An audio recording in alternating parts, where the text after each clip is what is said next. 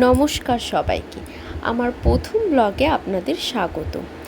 আজ যাচ্ছি আমি আমার মামার বাড়ি। দিনটি ছিল শীতলা পুজোর দিন। আমি মামার বাড়ি যাই ট্রেনে করে, টোটো করে, লঞ্চে করে। বাসে ট্রাভেল করতে আমার খুব কষ্ট হয়, তাই এইভাবেই যাওয়া।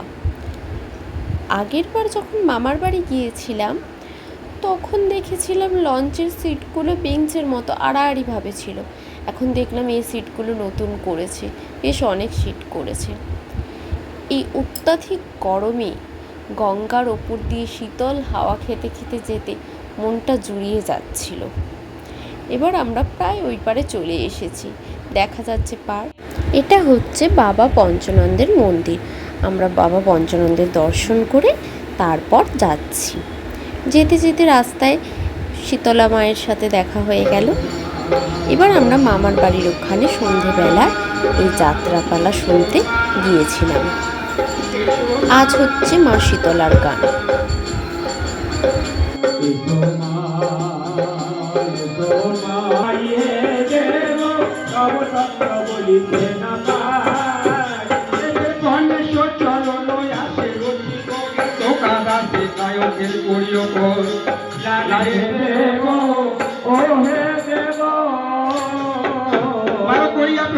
প্রণতি বন্দে মাতা সরস্বতী, বিধাতার মুখে দেব বাণী, বিধাতার মুখে দেব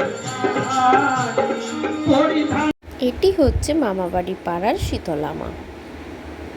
এবার আমাদের বাড়ি ফেরার সময় হয়ে গেল। পরের দিন বেশ অন্ধকার হয়ে এসেছে।